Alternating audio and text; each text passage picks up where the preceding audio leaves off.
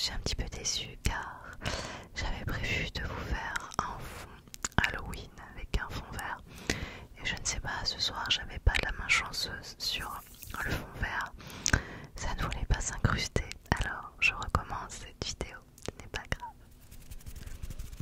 Je voulais faire une vidéo les 11 choses que vous ne savez pas sur. Et comme Halloween approche, le thème de ce soir sera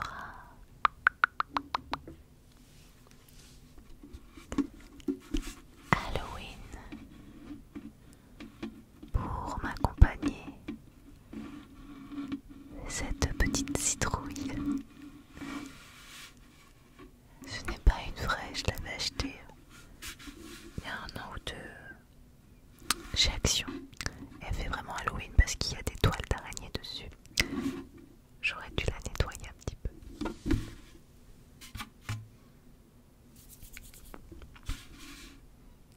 Non, c'est pas des toiles d'araignée, mais un petit peu de poussière. Bon, ça ira. Elle n'a pas servi depuis l'année dernière, il faut dire. Du coup, nous allons voir 11 choses passionnantes sur Halloween. Peut-être il y a certains points que vous connaissez déjà, d'autres pas. Je vais essayer de vous apprendre quelques petits trucs. On va démarrer avec le fait numéro 1. Alors excusez-moi, c'est comme d'habitude, je vais regarder un petit peu ma fiche parce que je ne me rappelle pas tout par cœur. Halloween est avant tout la nuit du dieu de la mort. Sa main. Et cette nuit sert à se préparer au changement de cycle du soleil. Les Celtes avaient pris pour habitude de revêtir des costumes, une manière de rendre hommage à leur dieu, mais aussi une façon de faire fuir les mauvais esprits. Les Celtes croyaient en effet que l'allongement de la nuit apportait des fantômes et créatures démoniaques.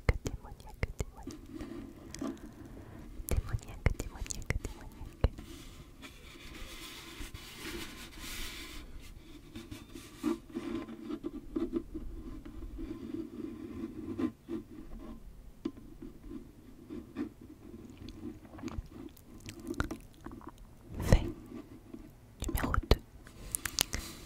Halloween est une fête qui a environ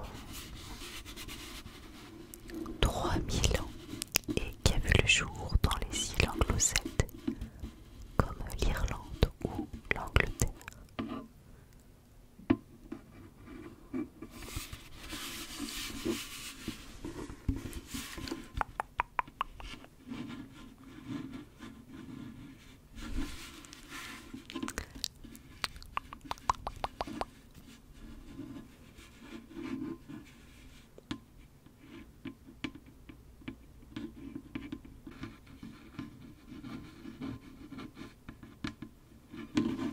J'aime beaucoup le bruit du plastique comme ça, je ne sais pas vous, moi ça m'endort. Fait numéro 3. Avant ce n'était pas la citrouille qui était le symbole, mais le navet. C'est avec les émigrations massives vers le Nouveau Monde que vers le 19e siècle, la citrouille a remplacé le navet.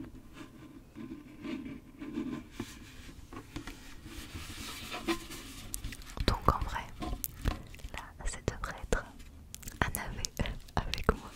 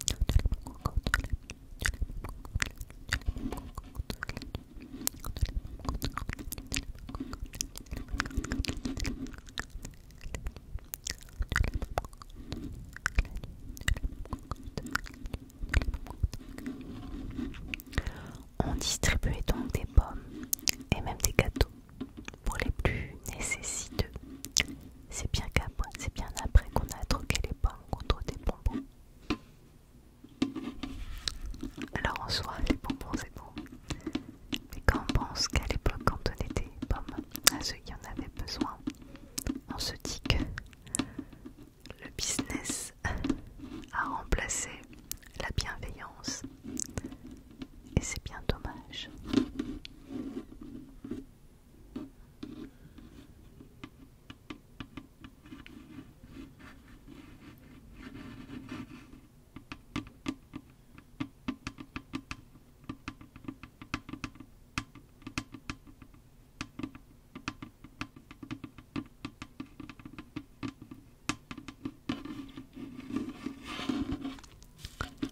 Le cinquième fait est complètement fou d'ailleurs, surtout qu'on vient d'apprendre qu'avant il y avait des pommes qui étaient données. Vous allez voir, ça m'hallucine. Les enfants consomment en moyenne 7000 calories pendant la fête Halloween. 7000 calories pendant la fête Halloween, ce qui revient à 50 canettes de coca. À 50 canettes de coca.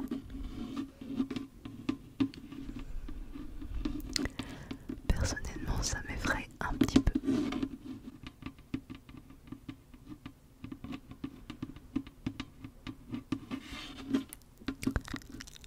Pour ceux qui sont parents, est-ce que vos enfants fêtent Halloween ou est-ce que vous fêtez Halloween vous-même? Mon fils va avoir 6 ans dans peu de temps, au mois de novembre. Je ne sais pas ce qu'on va faire encore pour Halloween. Les années passées, une année il avait été voir un spectacle d'Halloween dans un théâtre où il avait eu quelques bonbons à la fin. Et une autre fois il avait fait Halloween avec un ami voisin où on avait été voir les 3-4 maisons qui étaient autour de chez son ami pour aller chercher quelques bonbons, mais il n'est pas revenu avec trop de paquets parce qu'il n'a pas fait trop de maisons. J'étais avec lui. Il était déguisé en fantôme. Je ne sais pas en quoi il va être déguisé cette année. Je regardais si son déguisement de fantôme lui va toujours. Mais enfin, 7000 calories, je ne suis pas sûre que je le laisserai manger 7000 calories dans une soirée.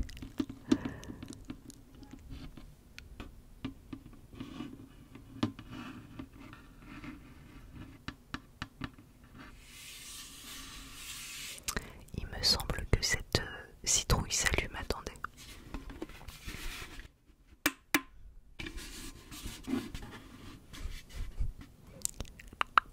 Je sais pas si le clignotement, c'est pas agressif dans la façon où ça le fait. Pour s'endormir, c'est peut-être pas top. Ouais, je vais l'éteindre.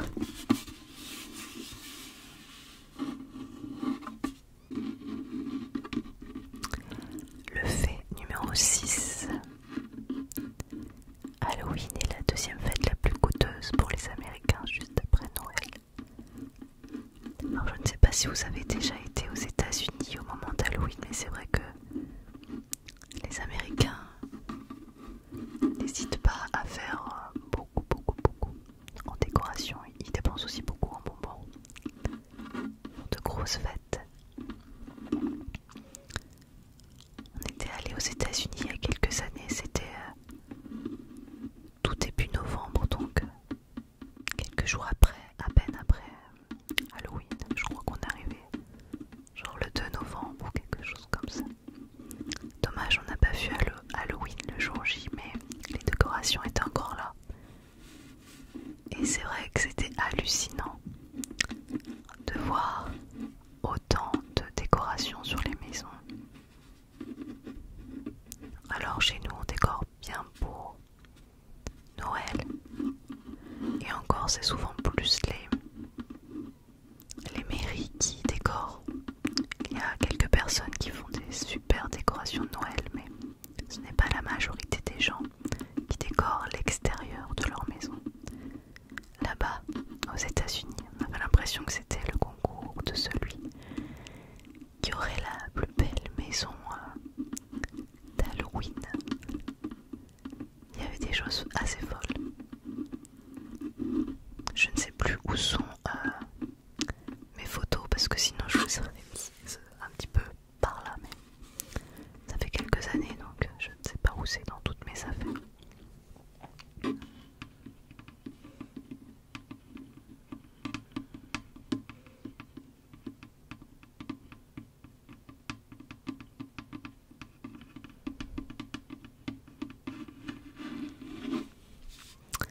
Fait numéro 7. Ce fait s'adresse aux personnes qui ont peur d'Halloween.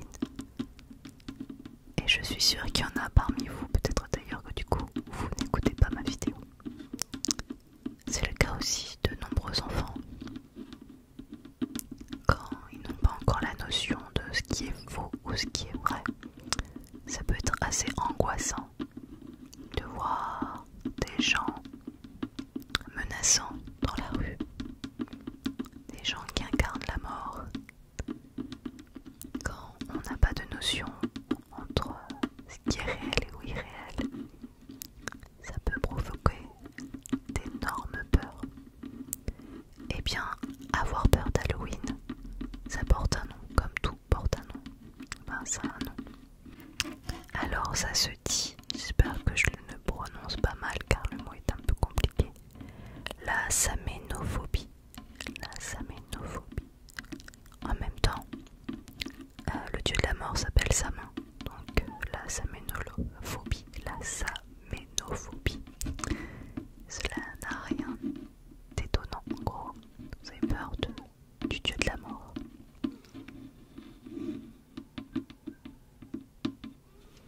Je serais curieuse de savoir si parmi vous il y en a qui ont peur d'Halloween. N'hésitez pas à me le dire dans les commentaires.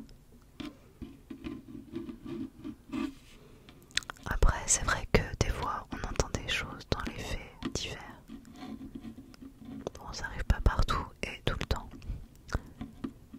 Mais des gens un peu malfaisants qui se déguisent. Il me semble il y a quelques années, il y avait en clown, je crois, qui faisait un petit peu du mal aux gens.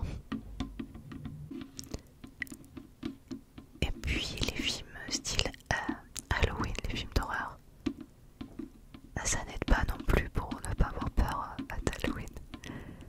D'ailleurs c'est marrant, il y a quelques années de ça avec mon mari, on avait une petite tradition, regarder un film d'horreur le 31 octobre ensemble.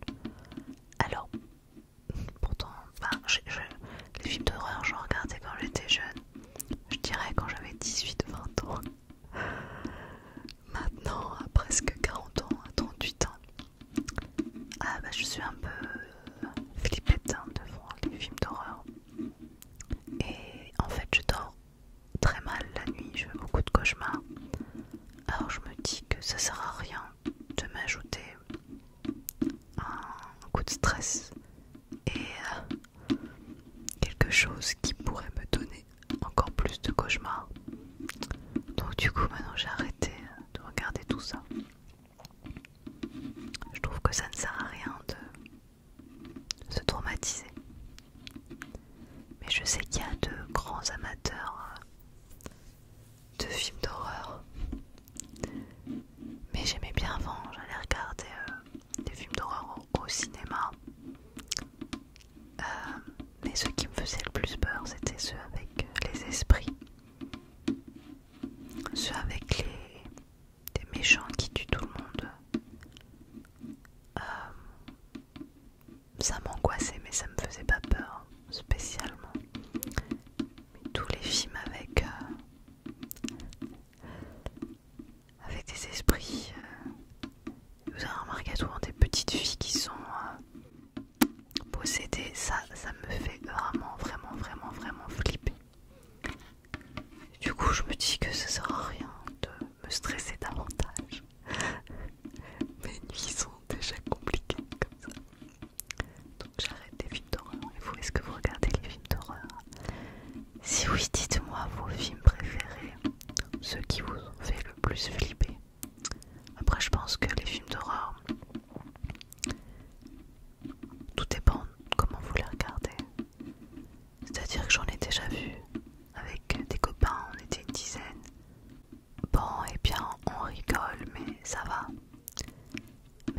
je me rappelle, c'était il y a quand même peut-être un paquet d'années. Du coup, j'étais partie à Arras pour un entretien dans une radio, RTL2 c'était. Et je dormais à l'hôtel. Le lendemain, j'avais mon entretien, j'étais donc toute seule à l'hôtel. Puis le soir, je regardais la télé. Bon, j'étais déjà un petit peu stressée par mon entretien, ce qui va de soi. Et là, je suis tombée sur The Ring, que je n'avais jamais vu de ma vie. Et là, j'étais dans un hôtel, donc forcément il y a plein de bruit, des voisins. Moi j'étais déjà stressée par mon entretien. J'ai été mal toute la nuit. Donc voilà, ça dépend comment on les regarde, où et avec qui. Mais là je m'égare. Il faut que je continue avec mes faits. Et on arrive au fait numéro 8. Un fait qui est assez flippant quand on y pense, car il révèle vraiment la cruauté de l'espèce humaine, avec ses vices, des choses que je ne comprends absolument pas. Je n'ai pas beaucoup de méchanceté en moi. J'ai plein de défauts, mais je n'ai pas ça. Je suis quelqu'un d'assez, même beaucoup, bienveillante. Et je ne comprends pas comment on peut faire du mal à des gens ou à des animaux. Je comprends pas, c'est impossible, inconcevable pour moi. Et le fait numéro 8 est effrayant. Aux États-Unis, certains refuges pour des animaux interdisent l'adoption des chats noirs au mois de novembre, par peur que ces chats tombent entre les mains de mauvaises personnes qui auraient eu l'idée épouvantable de tuer un chat noir pour Halloween. Je trouve ça hallucinant qu'on arrive à des extrémités pareilles. Comment des gens peuvent se dire tiens c'est Halloween et si je tuais un chat noir? Je ne comprends pas. Il y a quelque chose qui ne tourne pas rond sur cette planète. Je suis assez horrifiée. Heureusement, tout le monde n'est pas comme ça. Le fait numéro 9 est beaucoup plus rigolo, vous allez voir. Il existe un championnat du monde de vitesse de sculpture de citrouilles d'Halloween. Je sais pas vous, mais moi je mets 15 ans à les sculpter et c'est pour ça que j'avais trouvé celle-ci fort pratique. Et c'est Stephen Clark, un Américain, qui détient le record du monde. Il a sculpté sa citrouille en 24,03 secondes. 24,03 secondes, imaginez un peu. Et dans ces 24,03 secondes, il a quand même eu le temps de se frotter le nez, de se frotter les yeux, de se frotter les oreilles et la bouche. Comment a-t-il fait? Je ne sais pas. Alors, j'ai pas la photo, hein, je ne sais pas à quoi ressemble du coup sa citrouille. Est-ce qu'il l'a bien sculptée ou non? Enfin, moi je suis incapable de faire ça.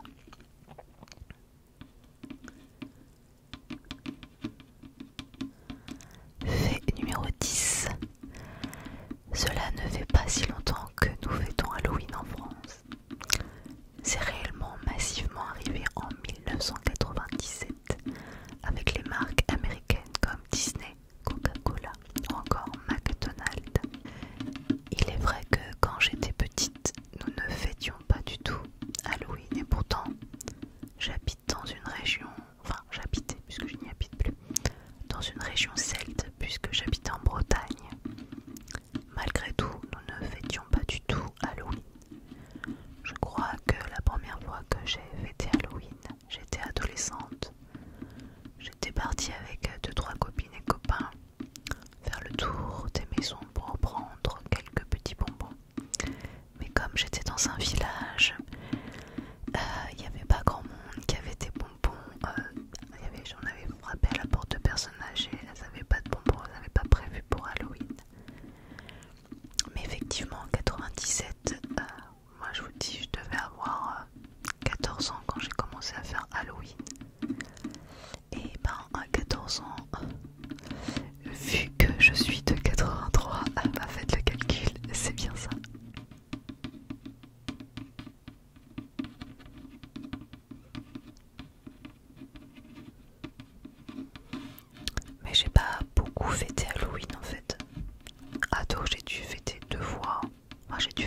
essais à aller essayer de prendre des bonbons, mais personne n'en avait.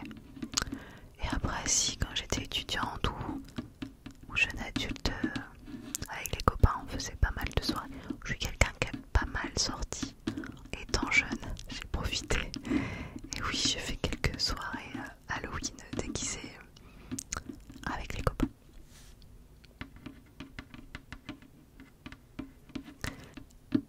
Et nous arrivons déjà au dernier fait. On passe trop vite le temps avec vous. N'ayez pas peur si vous voyez une araignée à Halloween. D'après la légende, il s'agirait de l'esprit